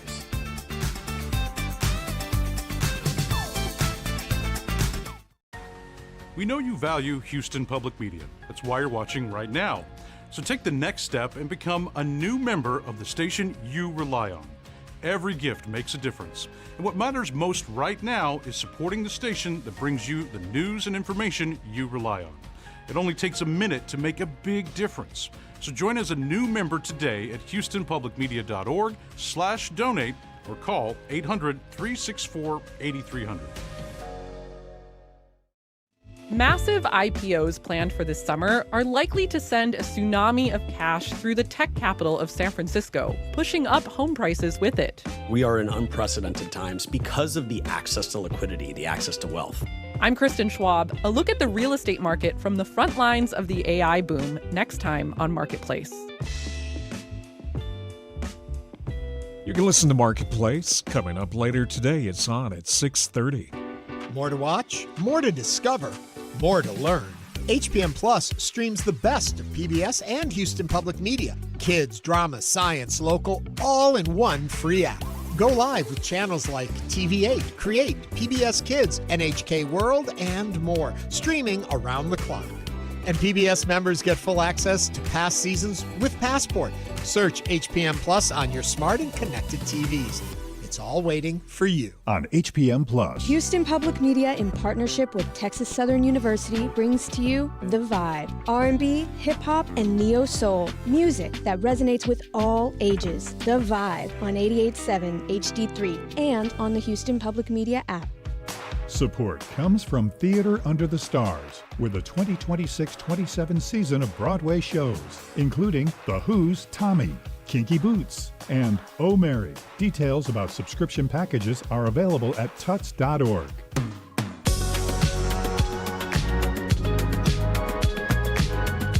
And now back to Hello Houston. To comment on today's topics, call or text 713-440-8870 or email us at talk@hellohouston.org. Now here's Ernie Manouse and guest host Chau Nguyen. Well, welcome back. Last week, a Texas judge granted Texas Tech quarterback Brendan Sorsby, who gambled on his own team when he was at Indiana University back in 2022, a temporary injunction that actually allows Sorsby to play during the 2026 season. That decision has drawn strong reactions from college athletic leaders, and now the Big 12 has actually filed its own lawsuit against Texas Tech and Texas Attorney General Ken Paxton, who threatened the Big 12 with fines if it attempted to punish Sorsby or Tech. Now, following all of this controversy, Sorsby has decided to leave Tech and plans to apply for the NFL's supplemental draft. That is a decision that turns this whole saga on its head. So joining us now is Ryan Hyatt, the host of Texas Tech-focused radio show and podcast Raiderland, very popular in Lubbock, and former play-by-play voice for Texas Tech baseball. Ryan's going to discuss how this judge arrived at this ruling, what it could mean for the NCAA, and whether the case could have further implications for college sports programs across the country. Ryan, welcome to Hello Houston. It's a pleasure to be on with you guys. Hope you're having a fine afternoon down that way. Well, we're a little rainy, but we're going to manage. It's a little wet here. Yes. Ryan, unpack all of this for us and the implications this has for football and gambling and the NCAA and college football. I might have an easier time explaining the healthcare industry regarding the previous segment than I do the NCAA sports betting, what went on at Texas Tech. So this story first broke in the national media back in late April, and the news began to trickle out that Brendan Sorsby had allegedly bet on sports as a college athlete, which is strictly prohibited in certain aspects now. That you can bet on some sports if they don't have an NCAA championship, but he had been betting on football, and then it came to light that he had bet on Indiana football, and that has always been that third rail that you cannot touch in professional sports and college sports, going back well over 100 years to the Black Sox scandal of 1919 and shoeless Joe Jackson and Pete Rose and on and on. And just 3 years ago, you had some Iowa State players who were denied eligibility for the rest of their college career for doing a similar thing that got caught up in an FBI probe. So we went through the month of May, and everybody lawyered up as we do. The Sorsby camp, and there were two different tracks. And forgive me, this is long-winded, but I promise I'll get this train to the station. There were two different tracks going on here. Sorsby individually lawyered up with high-profile lawyer Jeffrey Kessler, who's had some success suing the NCAA over eligibility cases and name, image, and likeness the last couple of years. And he was trying to get a temporary injunction to say that he would not be ineligible. And basically they wanted to kick this can down the road to February, and the point would be moot at that point. And that was one of the things the NCAA unsuccessfully argued. Texas Tech, meanwhile, they turned in Sorsby as ineligible in mid-May and immediately applied for reinstatement. That was immediately denied by the NCAA. And then about a week and a half ago, I think, the final appeal was denied on Tech's behalf. Now, we still had the court case that last Monday, the retired judge from Fort Worth, who replaced the local judge in Texas District Court here, who was a Texas Tech grad, he recused himself. So Judge Curry, who had been retired in Fort Worth, was selected by the panel of judges to hear it. Law school grad, by the way, so we assume he's incredibly very smart. Granted the temporary injunction on behalf of the Sorsby camp. And I can tell you nobody saw it coming, that this was the case that everybody thought, if the NCAA can't win this one, it's shut and dried. They agreed to the stipulation of facts. Sorsby did it. He bet on his own team. He even, in a way, bet against his own team with some what we call prop bets on player performances for Indiana. And I think everybody was shocked, from Texas Tech officials, certainly around the country and on the part of college athletics. And I think even maybe the Sorsby camp was a little bit shocked as well. So that's how we got to this past week. Let me hold you right there for 1 second. Consternation. Yeah, thanks. And I need a breath. Yeah, take a breath there and explain to me what the judge's reasoning was in his decision. I'd like to. It was a bit convoluted. I think the biggest argument on the Sorsby camp that they played the card that Sorsby suffered, obviously, from a gambling addiction. Hundreds and hundreds of bets totaling $90,000 over several years as a college athlete. Micro bets of $2 here and there, larger bets, that he had the addiction, and he had gone to sports gambling or gambling rehab, I'm not exactly sure what to call it, for 25 days starting in early May. But they basically threw it at the NCAA saying, you say you're about the welfare of the student, well, are you? And does this punishment fit the crime? And I think we're all surprised that the injunction was granted. We really thought it would be denied, and that the appeal process would be from Sorsby trying to get this done before, the season starts or whenever in the summer. But, it was amazing. And then the backlash immediately began against Texas Tech and Brendan Sorsby. Okay, so Ryan, I'm curious about this supplemental draft. And we're moving forward. Sorsby wants to enter the NFL. Will he have a scarlet letter on him? I read an article about, the Cleveland Browns saying, I don't think this is going to happen. I mean, they had their Deshaun Watson gate. So can Sorsby go in with a clean slate and say, forgive me for I have sinned, I've gone to rehab, and now I want to play? Special talent gets special treatment, and NFL quarterbacks are hard to find. Sorsby probably, if he had played this fall, would have been next year a second-round draft pick, could have played his way into the first round. That level of talent is hard to find. So I think you will see some team take I almost said gamble. I'm trying to stop myself from saying that. Take a chance on Sorsby with the idea that they try to spin it the same way Texas Tech officials did for about a week, which is, hey, we can have him in here. He doesn't have to play right away. We can invest in him and monitor him and provide him with all the care that he needs. And I think now that we've seen the mass legalization, on sports betting around the country, attitudes, I think, have begun to shift a little bit on this in some places, maybe just a little bit. It will be interesting, but I do think somebody will take a chance on him. But what does that do then in the locker room with the team? If all of a sudden you've got him on your team, even if management and ownership says, yeah, we'll take him on, I got to think he comes with a lot of baggage that other players wouldn't be comfortable with. Yeah, and you would hope that he would be very humble going into any locker room. And I've learned covering professional sports over the decades that in those pro locker rooms, for sure, they'll put up with a lot as long as you do your job, kind of keep your mouth shut, and as long as, and I'm talking about the other players, as long as they get their money and they get their check and you're not hurting them, those locker rooms, they can deal with a lot. So, again, it's a new dynamic. We really haven't seen anything like this. We've seen a couple of players suspended for a period of time over the last few years for violating the NFL's rules on sports betting. But I will say this, just because he's applying for the supplemental draft doesn't mean that the NFL cannot preemptively suspend him for a period of time, even before he plays in the league. They have done that before with a quarterback out of Ohio State a few years ago named Terrell Pryor. I think that was about 2014 or 15. And I believe they gave him a 6-game suspension before he ever came into the league. Basically, the NFL honoring what the NCAA was going to do for or against Terrell Pryor for NCAA violations. That could be something to consider. Is it wrong for me to assume, though, in such a high-profile case before Sorsby made the decision that he made, there had been discussions held and that they already know what the outcome would be?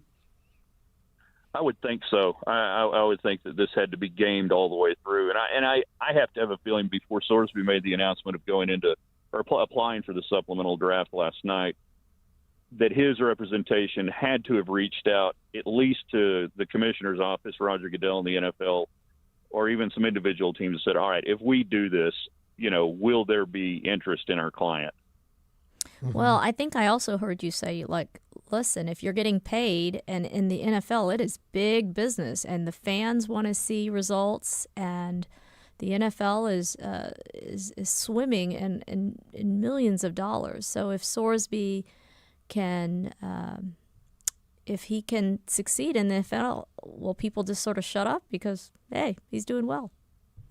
I think we've seen that over the decades, and sadly involving players who've been involved in, I'm not going to try to equivocate on different crimes and their level, but everything from, injuring people and killing people in car accidents to aggravated assault and domestic abuse. And when those players perform, the fans cheer. They have very short memories. Let me ask this question. If Sorsby's case had continued on the path it was on right now without him making this decision, could his reputation, his image been damaged? And to the NFL, it's better to get him out of this system because he has more value to them down the road if they shut this down at this point, as opposed to letting the court case go, and then he's not as desirable a year from now. I think that was definitely a cost of doing business that Brendan Sorsby's people were looking at right now. Texas Tech fans were getting frustrated, and the fan base was beginning to be split here if he played, and that could have been a very ugly scene. And then, like you said, from the NFL, now maybe some of this can die down and go away. There'll be no more investigation as Sorsby will drop his case against the NCAA. There will be theoretically no more, discovery, as we might call in a trial. And I think that could only be good for him. Nothing usually gets better the more they start poking around. Yeah. So let's take this to the other story that's in the center of all of this. It's who actually gets to govern what happens in college sports. And I'm sure if this case had moved forward, we'd have had rulings somebody wouldn't have liked in this whole thing. What is your take on that aspect of this case? I think that now becomes the more salient question. And we've been, that's been dealt with for several years now. The NCAA has consistently lost and had an ability to enforce their rules on eligibility of players, transfers, number of transfers. They have been challenged and lost in court numerous times really over the last 5 years. And this was another one where he said, if they can't enforce this, what can they enforce?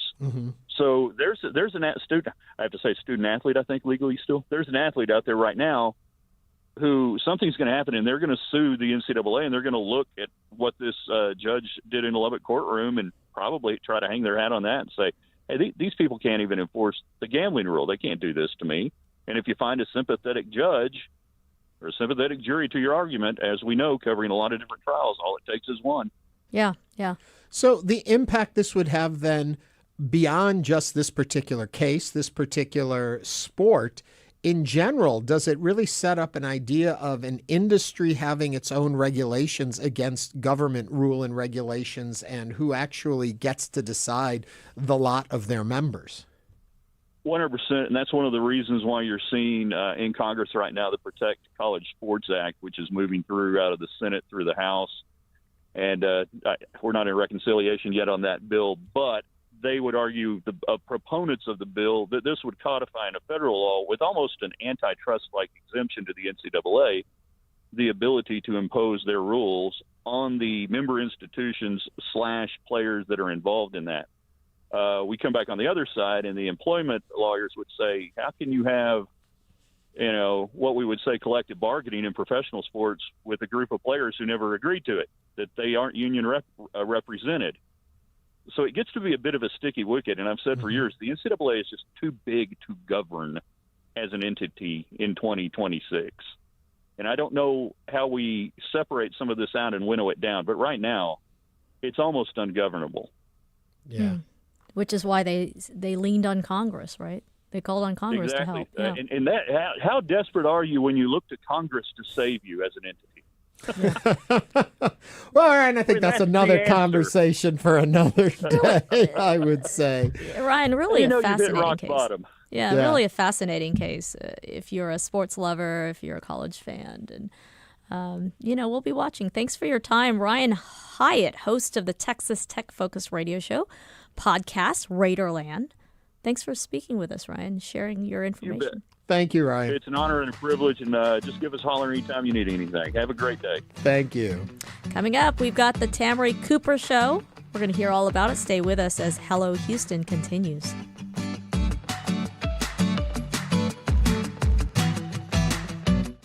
It's not just your car. It's the one that brought your kids home from school, took you cross-country, held memories, laughter, even a few breakdowns. When it's time to let go, give your car a new purpose. Donate it and turn memories into meaningful support for this station. Plus, you'll enjoy free and easy pickup, potential tax benefits, and a simple donation process. Your gift supports the programs you and your family love. Donate today and help keep public media strong. Call or donate online.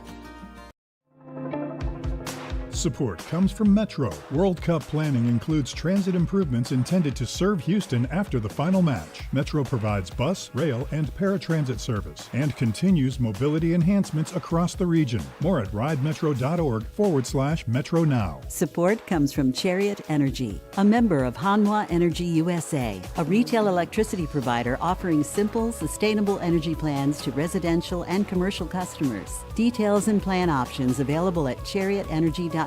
Support for Houston Public Media comes from Houston Grand Opera, presenting its 2026-2027 season featuring Angel Blue as Susanna, Matthew Polizzani as Faust, Aylin Perez as Aida, and more. Information at hgo.org. Support comes from Houston Parks Board. In town for soccer? Looking to experience a unique side of the city?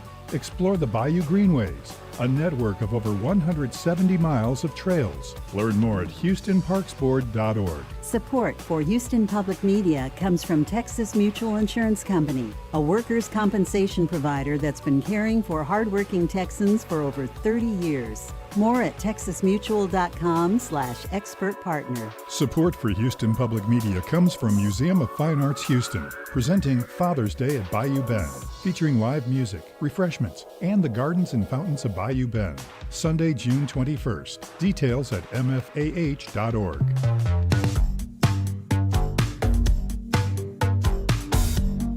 And now back to Hello Houston. To comment on today's topics, call or text 713-440-8870 or email us at talk@hellohouston.org. Now here's Ernie Manouse and guest host Chau Nguyen. Tamarie Cooper is producing artistic director and co-founder of the Catastrophic Theater, known for her original full-scale musicals, which have grown a cult-like following here in the Houston area. Every 10 years, she puts together a greatest hits show, which features the best moments from the past decade with an outrageous script and new songs to tie everything together.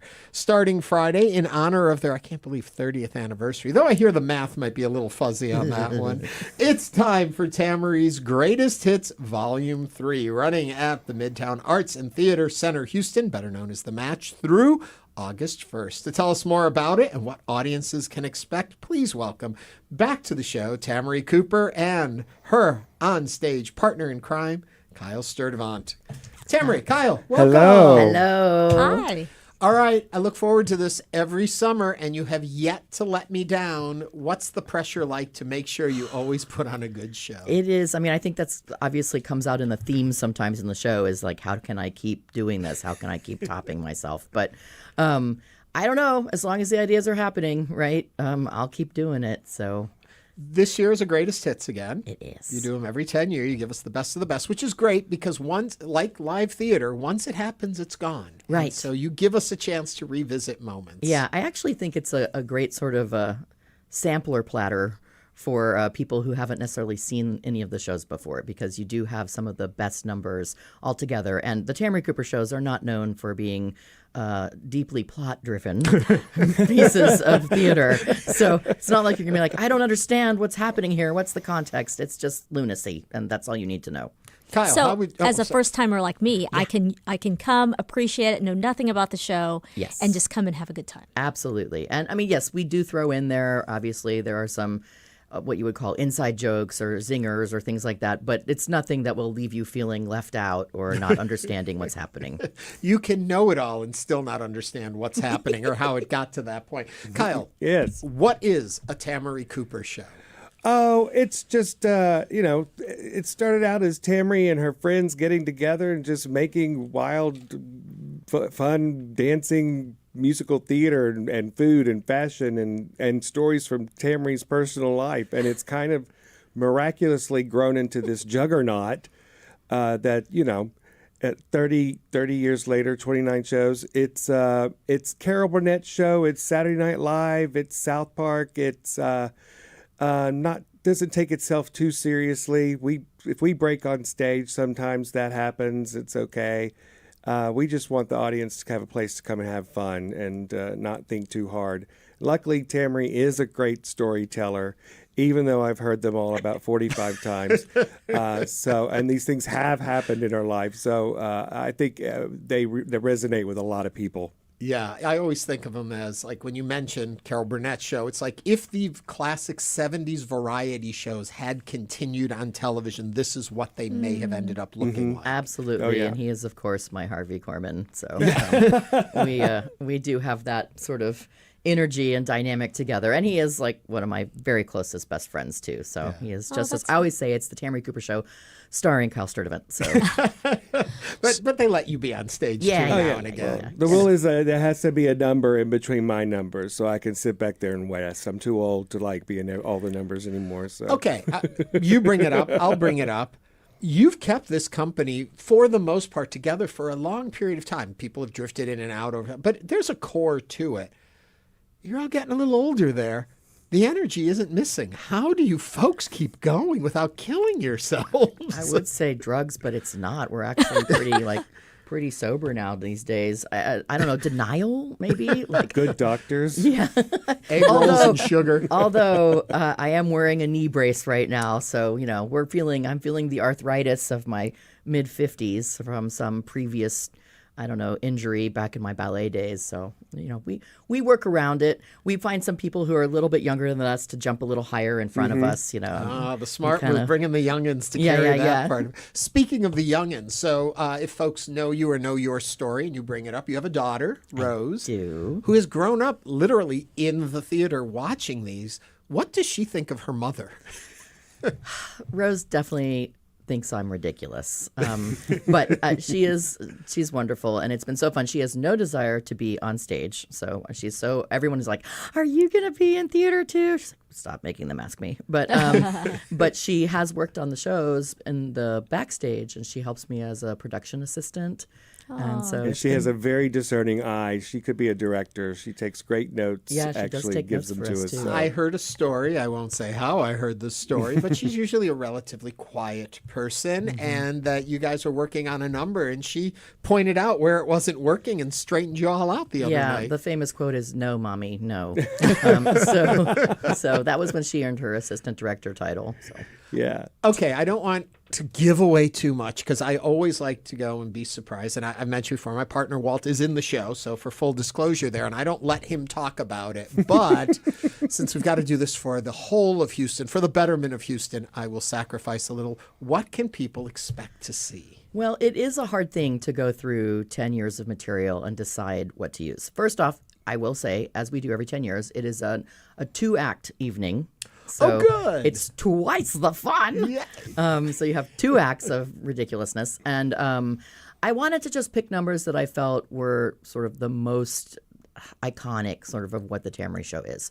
So it's a lot of big numbers and a lot Size of cast? 15 this year. We counted. There's like 52 wigs right now. So, and that's how you count in the Tamarie show. The How many frantic wigs? costume changes that happen backstage could be its own documentary, I think, too. Of course, yeah. But so I just sort of picked ones that I felt were more personal and also crowd favorites. I mean, I will say I am bringing back one about a certain Texas food franchise. I don't want to get in trouble, so I won't say the name.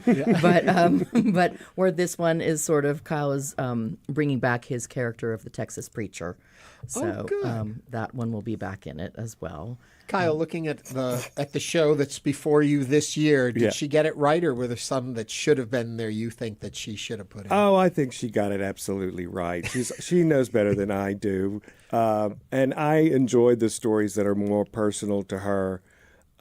Numbers. There's a story about her going to the beach that's very popular. Is that back? It's and I can say no more for a myriad of reasons. I get to play her dad in one scene, so that's always fun. Coop's like family to me, so I love that story. I love that number. She got it absolutely right. Yeah. Tamarie, I come from a musical theater family now because my 14-year-old is obsessed about all things musical theater. I'm curious about how you have sustained your love and passion after all these decades, and the same for you. After all those years. Yeah, I'm feeling very Elaine Stritch right now. I guess I just have to credit the people around me, really. I have an amazing group of composers. My writing partner, Patrick, who doesn't live in Texas any longer, but thanks to technology, we can still do this together.